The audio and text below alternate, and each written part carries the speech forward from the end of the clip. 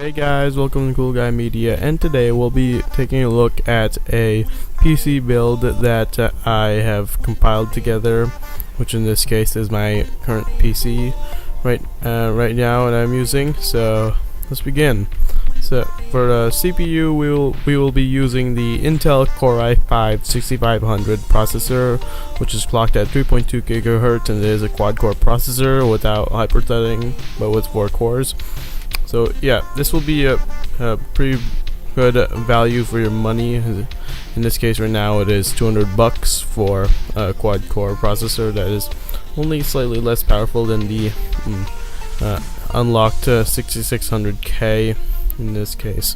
And yeah, you might not be overclocking on it, but it packs a punch for performance-wise, for video recording and gameplay. For the motherboard, we will be using the Gigabyte GA-Z170XP-SLI motherboard, which in this case is an ATX motherboard with a LGA1151 socket and support for 64 gigabytes of DDR4 memory, and you can also overclock it, the memory, and it supports Crossfire SLI with 3 SATA Express ports and 6 SATA 3 ports, 6 gigabit ports.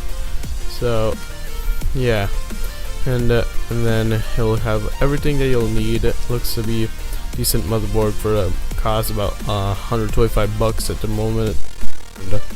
And it looks like you'll be doing some decent overclocks on it.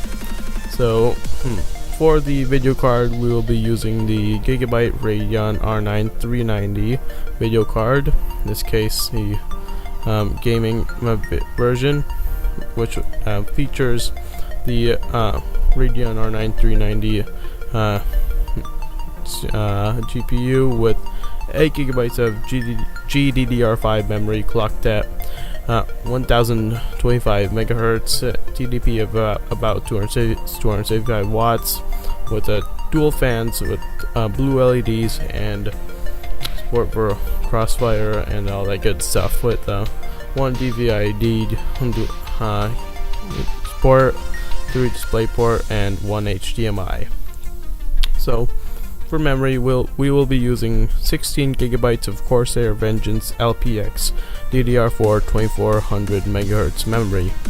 This memory is pretty good for the price, dual channel memory with 2 8 gigabyte sticks and cache latency of 15, and voltage of 1.2 volts, with heat spreader and numerous amount of colors. And to get it to the full 2400 megahertz, you'll need to go into the BIOS and then edit the XMP profile. Yes, so you'll need to enable that, and it'll be at 2400 megahertz.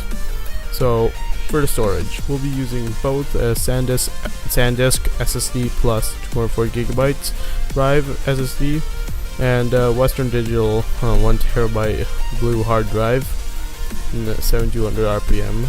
And yeah, the SanDisk drive is pretty good with pretty good for money, about $61 at the moment, and pretty good boot time right now when I'm using it, and pretty fast as well, and it should last you fairly long. And for the hard drive, 1 terabyte, 6 gigabyte SATA port, and then 64 megabytes of cache, and 7200 RPM, as I said earlier. So yeah, you'll need a house for this gaming PC, mostly gaming PC. So for the case, we'll be using the Fractal Design Define R5 with Windows version, the titanium one. It comes in 3 colors. I chose a titanium one, and yeah, it is a full an ATX mid-tower case with support for ATX, micro ATX, and mini ATX motherboards, with 8 3.5-inch bays for your hard drives, and 2 internal 2.5-inch bays for your SSDs and whatnot, and has 2 5.25-inch bays for your discs, for your DVD drives and whatnot. and it is pretty modular, and you can make a good build with it, and it comes with a variety of features and accessories, so you'll have fun with this case.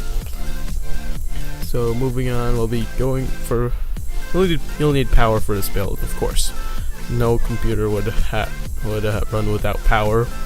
For a power supply, we'll be picking up an EVGA 850 watt 80 plus bronze certified semi-modular power supply. Now there are two versions, 850 watt and 750 watt for this one, and I picked up the 850 watt because I'd like to have good headroom for upgrades and whatnot. Has a fan on it and semi-modular, as I said. 80 plus bronze certification with two PCI Express 6-pin connectors and four 6+2 pin connectors for your PCI Express, and provide good power for your video cards, and comes with a good amount of cables and whatnot for the actual for building. So yeah, anyway, this is some optional parts over here for the build. You'll for the optical drive, we'll be picking up an LG WH16 NS40 Blu-ray DVD CD writer. Now this is costs $54 at the moment. Pretty good. Comes in all the features: writes, reads, Blu-ray, DVDs, and CDs, and is pretty good speed on it. So yeah. So for the operating system, we'll be picking up a copy of Microsoft Windows 10 Home, 64-bit version, of course, because 16 gigabytes memory, of course, and a lot of 64-bit parts. Anyway, very good OS for the most part, and has support for all the stuff you'll need. Now for the monitor that I picked up, you can use any old 1080p monitor. I just picked up a Samsung S27D 360H monitor, 60 Hz, 27 inches, and it comes in a very nice white and light blue design, and it's very good, pretty good for gaming with a game mode feature, which in this case brightens the monitor to 100%, improves colors and refresh rate, I think. So for the keyboard and mouse for this build, I picked up a Cooler Master CM Storm Devastator gaming bundle, blue one, and pretty good gaming set for about $30. And even though it's not the keyboard is not mechanical, feels pretty good to type on, and not much fatigue or at all when you're for long-term gaming. And for the mouse, pretty good feel to it, with a nice DPI modes over on the center of it, and blue LEDs on both of these things. But my only gripe about the mouse is that its backlight LED will not turn off unless you unplug it from the computer. But depending on your preference, it might not be an annoyance or something like that, but it's just something to point out. Now, for some speakers I picked for this, went to Best Buy and bought some Insignia powered computer speakers with a subwoofer. Sounds really good for about $40. Comes in two speakers that'll come with our silver and black color scheme. Sounds very good for stereo speakers, and comes with a fairly hefty, well, not that hefty subwoofer that provides some good bass indeed. Now last part, put in some case fans. Picked up a pair of Corsair SP140s, pretty good fans I put into the front of my case, because there's a little bit of obstructions in it. And yeah, it looks pretty good with the blue LEDs. Goes with blue throughout the build. And for a fan in the back, put in a Corsair AF140 blue LED, and pretty good fan. It provides a good amount of airflow and whatnot. and I installed get those two fans that came with the fractal design Divine R5 and placed it in other places. And yeah, so you're looking at a total of about 1.4k or to 1.5k.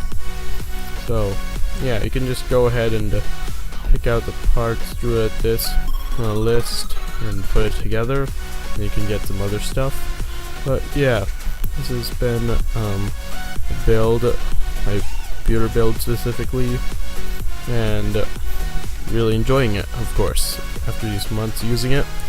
So yeah, anyway, this has been Coolguy Media, and thank you for watching this video. Bye bye.